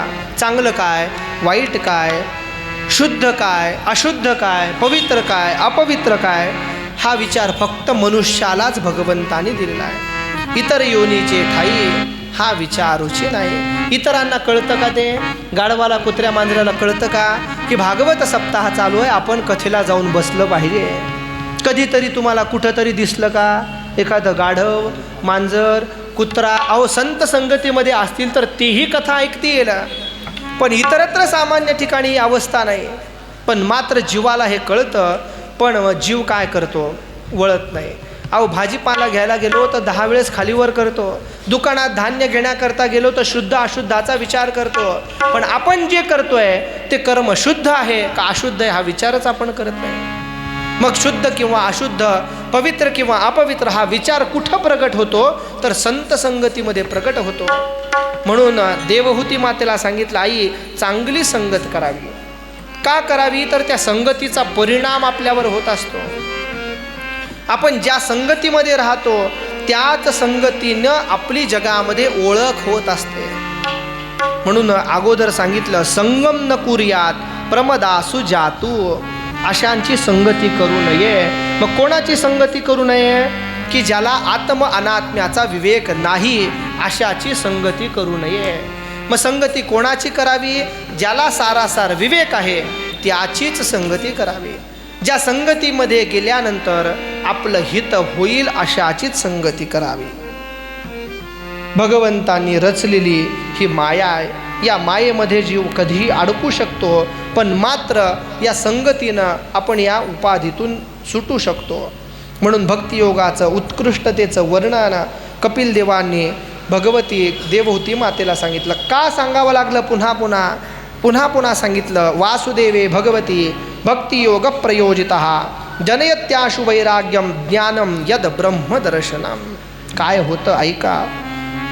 चरणकमलाचं नित्य भजन करावं लागतं भगवंताच्या. त्या भगवंताच्या गुणांचं वर्णन करावं लागतं. वर्णन केल्यानंतर होतं काय, भगवंताच्या विषयीचा भक्तियोग ताबडतोब तीव्र वैराग्य प्रकट करतो. आणि तो वैराग्य प्रगट झालं की ब्रह्मसाक्षात्कार रूप ज्ञानाची सहज प्राप्ती होते. पण याच्याकरता म्हणून सातत्यानं सदा नाम घोष करू हरिकथा, तेने सदा चित्ता समाधान. कदा नाम घोष करू हरिकथा, कदा चित्ता समाधान. अहो जेव्हा जेव्हा करताल तेव्हा तेव्हा, कधीतरी केलं तर कधीतरी, आणि नेहमी केलं तर नेहमी. सदा समाधान अवस्था पाहिजे असेल तर वासुदेवे भगवती, भगवंताची ही भक्ती करा. भक्तीनं हे ब्रह्मज्ञान साक्षात्कार होईल. हे पूजनीय माते ऐक, मी तुला हे साधन स्वरूप ज्ञान ऐकवलं, तू आता याचा बोध कर. ज्ञानवियोगश्च मन्निष्ठो नैर्गुण्यो भक्तिलक्षणा. आता ऐका, लक्ष देऊन या ठिकाणी भगवान परमात्म्यानं वर्णन केलं. द्वयोरप्येक एवार्थो भगवत शब्द लक्षणा. हे दोन साधनं मी तुला सांगितले. त्याच दोन साधनांनी तू उत्तम प्रकारानं विवेक प्राप्त करून घे. विवेक प्राप्त करून भक्तियोगानंच तुला स्वरूपाची प्राप्ती होईल, अन्यथा होणार नाही. य इदं शृणुयाद अंब श्रद्धया पुरुषसकृत. हे आई, एकांत निश्चय करून श्रद्धापूर्वक हे ज्ञान ऐकलं पाहिजे. त्या ज्ञानाच्या विषयी अश्रद्धा होता कामा नये. कोणतंही ज्ञान ग्रहण करताना पहिली पायरी सांगितली की श्रद्धायुक्त अंतःकरणानं ते ग्रहण करावं. अहो ज्ञानच काय, प्रपंचही करताना याच श्रद्धा विश्वासाने करावा लागतो. मग ज्ञान तर मोठी गोष्ट आहे.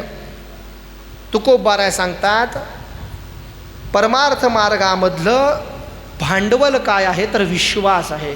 भांडवल गाठी तरी विश्वास. तुकोबाराय म्हणतात परमार्थाचं रॉ मटेरियल विश्वास आहे. विश्वासाशिवाय परमार्थ मार्गामध्ये प्रवेशच होत नाही. प्रपंच करताना विश्वास लागतो, मग परमार्थ करताना विश्वास नको का? प्रपंचात किती विश्वास लागतो? अगदी सकाळी उठल्यापासून झोपेपर्यंत आपल्याला विश्वास ठेवावाच लागतो. कुठं कुठं ठेवतो? मी गमतीनं नेहमी सांगत असतो, नवरा बायकोचे कडाक्याचे रात्री भांडणं झाले, इतके भांडणं झाले की बायकोनं सांगितलं मी आयुष्यभर तुमचं तोंड बघणार नाही. नवऱ्याने सांगितलं मला तरी कुठे हाऊस पडली, मी तुझं तोंड बघणार नाही. आणि सकाळीच दोघंही उठतात, प्रत्येकजण आपापलं काम करतोय. काम करून झाल्यानंतर दमून भागून हातपाय धुवून खाली बसला की बायकोनं त्याच्यासमोर कब्बशी आदळली. कब्बशी आदळल्यानंतर याच्या मनात पुसटशी तरी कल्पना येते का रात्री भांडलो होतो आणि चहात विष घातला असेल म्हणून? अजिबात नाही. विश्वासानं चहा उचलतो आणि तोंडाला लावतो, म्हणतो आजच्यासारखा चहा पहिले कधी झाला नाही. विश्वासाचं उदाहरण आहे. अगदी कुठेही गेलात तरी आपण डोळे झाकून विश्वास ठेवतो. परमार्थामध्ये तसं करत नाही आपण. प्रपंचात आंधळा विश्वास ठेवतो. तिथं डोळस बुद्धीची गरज आहे, तिथं आंधळा. आणि जिथं आंधळेपणाची गरज आहे तिथं नाहक तत्त्वज्ञान सांगतो. लोक तर्क करतात, हे असं केलं तर काय होईल, तसं केलं तर काय होईल. विनाकारण तर्क जागृत करतो. अनेक बुद्धीचे तरंग क्षणोक्षणा पालटते रंग. ही बुद्धी इकडं लावतो तो परमार्थामध्ये, प्रपंचात लावत नाही.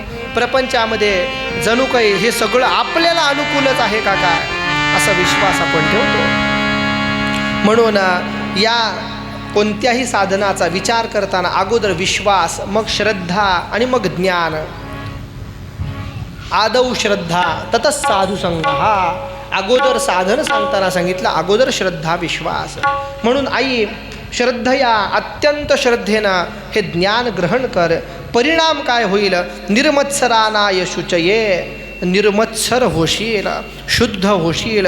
प्रियतम परमात्माची सहज प्राप्ती होईल. यो वा भिदत्ते मच्चित्तः स हेती पदवीं च मे. भगवान परमात्मा फलश्रुती सांगतात. हे कपिलदेवांचं शुद्ध असणारं तत्त्वज्ञान ग्रहण केल्यानंतर भगवान परमात्मा सांगतात त्याला परमपदाची प्राप्ती होईल. कपिलदेवांचा हा उपदेश ऐकला, देवहूती मातेचा मोह नष्ट झाला. कपिल देवांना तिने प्रणाम केला, स्तुती केली. देवा स एव विश्वस्य भवान विधत्ते. आपण खरोखर सर्व जगताचे प्रभू आहात, अचिंत्य शक्तीनं संपन्न आहात. सत्वं भृतो मे जठरेन नाथ. देवा हे सगळं विश्व आपल्या पोटातच लीन होऊन जातं. कल्पांताच्या समयाला आपण मायामय बालकाचं स्वरूप धारण करता, पायाचा अंगठा चोखीत बसता, एकटेच वटवृक्षाच्या पानावर शयन करता. त्या तुम्हाला हे देवा मी गर्भामध्ये धारण केलं, हे आपलीच माया नाही का देवा? अहो देव ज्यांना गर्भामध्ये धारण करतो, उदरामध्ये धारण करतो, अनंत ब्रह्मांडे उदरी, हे भगवंताचं स्वरूप आहे. देवहूती माता स्तुती करताना सांगते, ते अनंत ब्रह्मांडाला धारण करणाऱ्या परमात्माला मी उदरात धारण केलं. ही देवाचीच लीला आहे, ही खरेखर देवाचीच माया आहे. देवाला प्रार्थना केली आहे, यन्नामध्ये श्रवणानुकीर्तनात. देवा आपल्या नामचिंतन श्रवण करण्यानं, कधीतरी चुकून आपल्याला नमस्कार करण्यानं, स्मरण करण्यानं चांडाळ देखील तात्काळ पवित्र होऊन जातो. मग देवा जो मनुष्य निरंतर आपलं स्मरण करतो त्याच्याविषयी काय सांगावं. म्हणून एक सुंदर प्रकारानं उदाहरण देवहूती मातेनं दिलं. अहो बत श्वपजतो गरियान यज्जिह्वाग्रे वर्तते नाम तुभ्यम. एखादा चांडाळ आहे पण तो भगवंताचं सतत नामचिंतन करतोय तर तो श्रेष्ठ होऊन जातो. त्यानं काय केलं नाही असं समजावं. ते पुस्तपसते सर्व तप त्यांनी केलं. जुहू सस्नुरार्या हवन केलं. ब्रह्मानुचूर नृणाम गृणंती येते. तीर्थस्नान केलं. सदाचार संपन्न झाला. वेदाचं अध्ययनही त्यानं केलं. काय केलं? फक्त मुखानं भगवंताचं नामचिंतन केलं. काय नव्हे केले एका चिंतिता विठ्ठले. म्हणून हे प्रभू परमात्मा तम त्वामहं ब्रह्म परमं पुमांसं प्रत्यक् स्रोतस्यात्मनि संविभाव्यं स्वतेजसा ध्वस्त गुणप्रवाहं वंदे विष्णुं कपिलं वेदगर्भं. आपण साक्षात ब्रह्मस्वरूप आहात. वृत्तीचा प्रवाह देवा अंतर्मुख करून अंतःकरणाद्वारे आपलं चिंतन केल्या जातं. देवा आपणच आपल्या तेजानं मायेच्या या गुणप्रवाहाला शांत करता. म्हणून हे प्रभो, हे परमात्मा विष्णुस्वरूप श्री कपिल देव रूपाला मी वारंवार नमन करते. देवहूती मातेने नमस्कार केला. कपिल देवाने आईला सांगितलं, याचं तू अनुष्ठान कर, सहज परमपदाला प्राप्त होशील. श्रद्ध तत्स्वयी तन्मतम. सहज श्रद्धा भाव धारण करून जर अनुसरण तू करशील तर उत्तम गतीला प्राप्त होईल. देवहूती मातेनं कपिल देवांची प्रार्थना केली. कपिल देव निघून गेले. देवहूती मातेनं जो मार्ग ऐकला होता त्याच मार्गानं आचरण केलं आणि भगवंताला सहज प्राप्त करून घेतलं. तद्विरासीत पुण्यतमं क्षेत्रं त्रैलोक्य विश्रुतं नामना सिद्धपदं यत्र सा संसिद्धिमुपेषु. मातेनं ज्या स्थानाला सिद्धी प्राप्त करून घेतली ते सिद्धपद सिद्धपूर नावानं प्रख्यात झालं. योग साधनेनं सर्व शरीराचा मळ नाहीसा केला आणि सिद्धगणांकडून सेवन केली जाणारी श्रेष्ठ सिद्धिदात्री असणारी नदी या रूपामध्ये देवहूती माता प्रवाहित झाली. प्रवाहित झाल्यानंतर भगवान श्री शुकदेव या आख्यानाचं फल सांगतात. यैदमशृणोति योभिधत्ते कपिलमुनेर्मत आत्मयोग गुह्यम. अहो सहज अध्यात्मयोगाचं हे गूढ रहस्य जर आपण श्रवण केलं तर परिणाम काय होतो? उपलभते भगवत पदारविंद. भगवान परमात्म्याच्या चरणकमलाची उत्तम गती प्राप्त होते. अशा पद्धतीनं तृतीय स्कंदाची कथा आपण विस्तारानं पाहिली. चतुर्थ स्कंदाच्या आरंभालाच मैत्रेय ऋषी विदुरांना स्वयंभू मनूपासून शत्रुपेपासून झालेल्या पुत्रांचा विचार सांगतात. प्रियव्रत आणि उत्तानपाद 2 पुत्र आहेत. आकुती देवहूती प्रसूती नावाच्या 3 कन्या आहेत. आपण देवहूती मातेचं चरित्र पाहिलं. आता इथं आकुतीचा विचार सांगतात. या आकुतीला शतरूपेंच्या अनुमतीनं पुत्रिका धर्मानुसार रुची प्रजापतीबरोबर विवाह करून दिला. पुत्रिका धर्म म्हणजे मुलीला होणारा मुलगा हा आजोबांनी दत्तक घ्यायचा असं ते विधान आहे. मग आकुतीला रुची प्रजापतीसोबत विवाह करून देण्यात आला. भगवंताचं अनन्य चिंतन करत असल्यामुळं रुची प्रजापती ब्रह्मतेजानं संपन्न आहेत. त्याच वेळेला त्यांना एक पुत्र आणि एक स्त्री प्रगट झाली. त्यापैकी जो पुरुष होता तो भगवान परमात्मा स्वरूप होता आणि भगवंताची शक्ती लक्ष्मी माता दक्षिणा रूपानं प्रगटली. स्वयंभू म्हणून परम तेजस्वी पुत्राला आपल्याकडे आणलं आणि दक्षिणा ज्या वेळेला विवाह योग्य झाली त्या दोघांचा विवाह झाला. तिथून पुढं मनुकन्येचा हा वंश या ठिकाणी विस्तार पावला. विस्तार पावल्यानंतर देवहूती मातेला 9 कन्या झाल्याचं आपण ऐकलं. तिसरी कन्या प्रसूती ही दक्ष प्रजापतींना देण्यात आली. दक्ष प्रजापतींना देण्यात आल्यानंतर विदुरांनी विचारलं, जगताच्या उत्पत्ती स्थिती आणि लय करणारा सर्वश्रेष्ठ असणारा जो देव आहे त्या भगवान परमात्माने अत्रि मुनींच्या घरी कार्य करण्याकरता कोणत्या हेतून अवतार घेतला सांगा आम्हाला. मैत्रेय ऋषी म्हणतात, ऐका, ब्रह्मदेवांनी ब्रह्मज्ञान्यांमध्ये श्रेष्ठ असणाऱ्या अत्रि ऋषींना सांगितलं की तुम्ही सृष्टी विस्तार करा. ते तप करण्याकरता कुलपर्वतावर गेले. पर्वतावर गेल्यानंतर वृक्ष नावाच्या पर्वतावर तप करतायत. अत्यंत सौंदर्यपूर्ण ते वन आहे. अनेक मुनी आहेत. एकांत स्थान आहे. शरणम तम प्रपद्येहम, मनोमन भगवंताची शरणागती करतायत. तप करून शरीराचं रोधन करतायत. रोधन करत असताना अत्रि मुनींचं तेज त्यांच्या मस्तकातून प्राप्त झालेलं आहे. संतप्त करणाऱ्या जीवांना ते तेज शांत करणार आहे. त्याच वेळेला ब्रह्मदेव, विष्णू आणि महादेव यांनी पाहिलं आणि पाहिल्यानंतर ते तिघही एकाच वेळेला इथं प्रगट झाले. प्रगट झाल्यानंतर अत्रि ऋषींनी साष्टांग नमस्कार केला. प्रणम्य दंडवद भूमा उपतस्ते हणांजली. नमस्कार करून हात जोडून उभे राहिले. उत्तिष्ठन्येकपादेन, एका पायावर उभं राहून तप केलं होतं. भगवान परमात्माला प्रार्थना करतायत. भगवंताच्या कृपेचा अनुभव घेतायत. मुखावर मंद मंद हास्य आहे. भगवंताकडे पाहू लागले. अत्रि ऋषींनी भगवंताची स्तुती केली. प्रत्येक कल्पाच्या आरंभी जगताच्या उत्पत्ती आणि गती आणि लयाकरता तुम्ही अवतार धारण करणारे आहात. देवा, खरं सांगा, मी तर एकाचीच प्रार्थना करत होतो, आपण 3 जण कशा करता आलात? एको मयेह भगवान, एकाची प्रार्थना केली होती आणि तीही कशा करता? केवळ संतती प्राप्त व्हावी या इच्छेनं. भगवान परमात्माने सांगितलं, आपला सत्य संकल्प आहे आणि म्हणून आम्ही 3ही तुम्हाला दर्शन देण्याकरता आलो. सोमो भूत ब्राह्मणांशेन दत्तो विष्णुस्तु योगवीत दुर्वासा शंकरस्यांशो निबोधा अंगिरस प्रजा.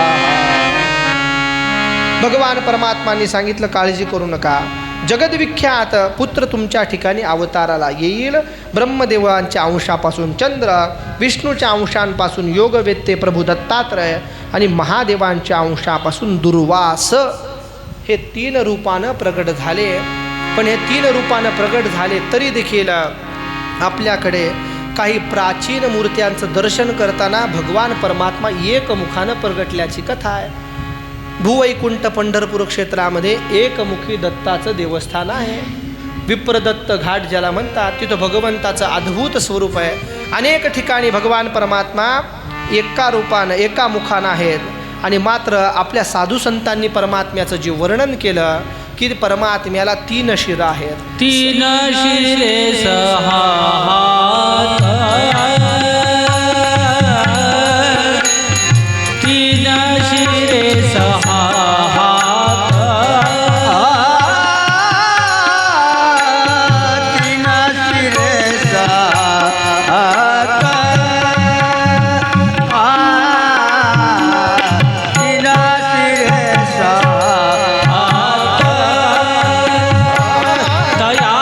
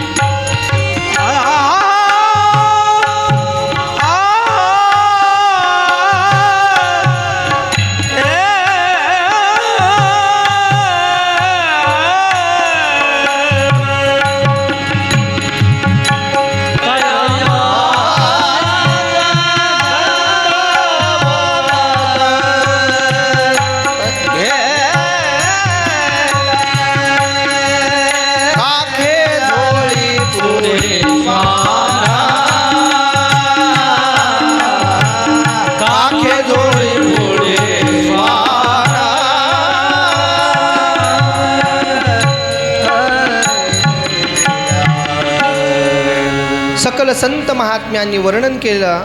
स्वरूप प्रभू दत्तात्रयांचं 3 शिरे 6 हात, तया माझे दंडवत. काखे झोळी पुढे श्वान, नित्य जान्हवीचे स्नान. माथा शोभे जटाभार, अंगी विभूती सुंदर. शंखचक्र गदा हाती, पायी खडावा गर्जती. तुका म्हणे दिगंबरा, तया माझा नमस्कार. प्रभू परमात्मांना हा अद्भुत अवतार धारण केला.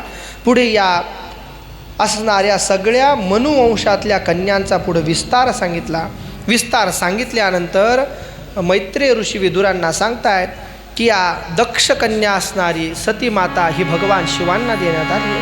विदुरांनी हळूच विचारलं, महाराज मी असं ऐकलं आहे की सासऱ्यामध्ये आणि जावयामध्ये म्हणजे दक्षांमध्ये आणि भगवान शिवांमध्ये वैर झालं. वास्तविक पाहता जावई आणि सासरा यांचा संबंध किती चांगला असतो. जामातो दशमो ग्रह. आपल्याकडे 9च ग्रह सांगितले, पण मात्र जावई नावाचा 10वा ग्रह सांगितला. जावई आल्यानंतर काय करू कसं करू काही सांगता येत नाही, इतकी अवस्था कठीण आहे. मग जावयांमध्ये सासऱ्यामध्ये वैर का निर्माण झालं असा प्रश्न विचारला. विदुरजी प्रश्न विचारतायत, मैत्रेय त्याचं उत्तर देत आहेत, पण ते आज देत नाहीत, ते उद्याला देतील. उद्यापासून आपण त्या सगळ्या चरित्र भागाचा विस्तार करणार आहोत. आत्तापर्यंतची झालेली कथा सद्गुरूंच्या संतांच्या भगवंताच्या समस्त भाविक भक्तांच्या चरणी अर्पण करून कथेला इथेच विराम देतो. इति श्रीमद्भागवते महापुराणे पारमहंस्यां संहितायां चतुर्थस्कन्धे विदुरमैत्रेय संवादे प्रथमोऽध्यायः. हरये नमः. हरये